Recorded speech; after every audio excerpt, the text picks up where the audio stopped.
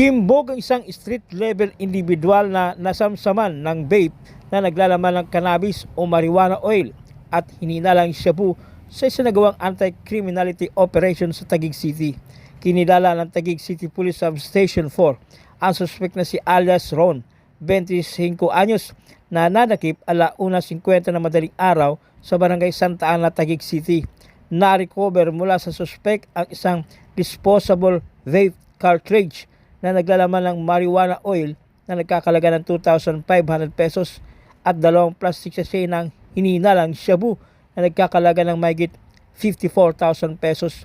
Isinailalim sa inquest proceedings ang suspect sa reklamong paglabag sa Sections 5 at 11 ng RA 9165 o Comprehensive Dangerous Drugs Act of 2002 sa Taguig City Prosecutor's Office. Ikaw Ron Brian Esteban hinuli namin salang tatago, pag-ingat ng illegal na droga Ikaw ay may karapatang manahimik. Ano man ang iyong sabihin, maaaring gamitin paboro laban sa iyo sa mga hukuman sa Pilipinas May karapatan kang kumuha ng sariling tagapagtanggol, abogado. Karapatang kumuha ng doktor, tagapagsuri. Hindi ko legal. Kung wala kang kakayanan, bibigyan ka ng legal. Naiintindihan ba yung karapatan? Sa gitna ng pinaigting na kampanya kontra sugal at armas, dalawang lalaking nasakutin ng mga operatiba ng Pasig City Police Substation 3, kabilang na ang isang individual na may dalang baril sa sinagawang anti-criminality operation sa G. Valderrama Street, Barangay Bambang, Pasig City. Dakong 11:00 ng gabi habang nagpapatrolya ang mga otoridad, kanilang naaktuhan sina alias Edwin at alias Lawrence, kapwa residente sa nasabing barangay.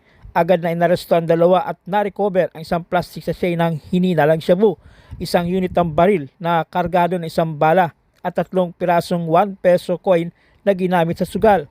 Kasong paglabag sa PD 1602 o illegal gambling ang ikinaso laban sa dalawang suspek, habang isa sa kanila ay nakasuhan ng RA 10591 o Comprehensive Firearms Law na may kaugnayan sa Omnibus Election Code at RA 9165 o Comprehensive Dangerous Drugs Act of 2002.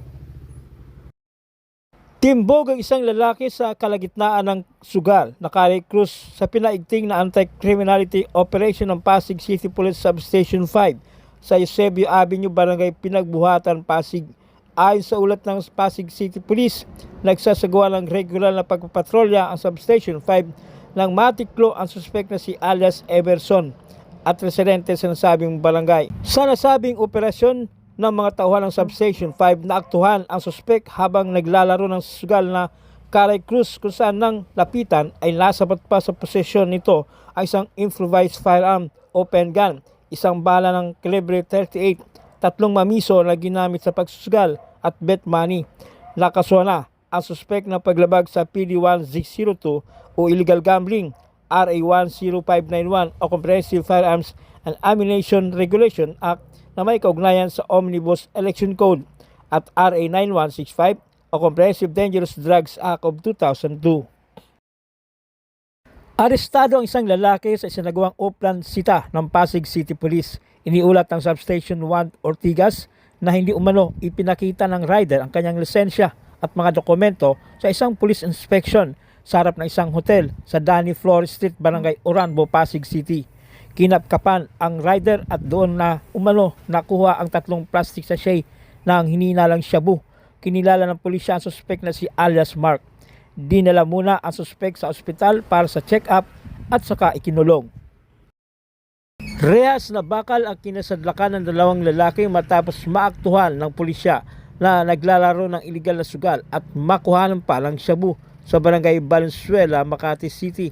Sa report ng Makati City Police Intelligence Section, habang nagpapatrolya ang mga tauhan ng Intel sa lugar ng i-report sa kanila ng isang concerned citizen ang hinggil sa dalawang lalaki na naglalaro ng Cruz sa naturang barangay. Kaagad na pinuntahan ng mga pulis ang lugar kung saan naaktuhan nila ang dalawang suspek na sina alias Vic, 45 anyos at alias Roberto, 27 anyos, kapwa residente ng Barangay Valenzuela, Makati, na naglalaro ng Cruz dakong 11:00 ng gabi. Nakuha sa kanila ang 4 na plastic sachet ng hininalang shabu, bet money at 3 peso coin na gamit bilang panggara. Kinasuhan ng mga suspek sa paglabag sa PD 1602 o Illegal Gambling Law at RA 9165 o Comprehensive Dangerous Drugs Act of 2002.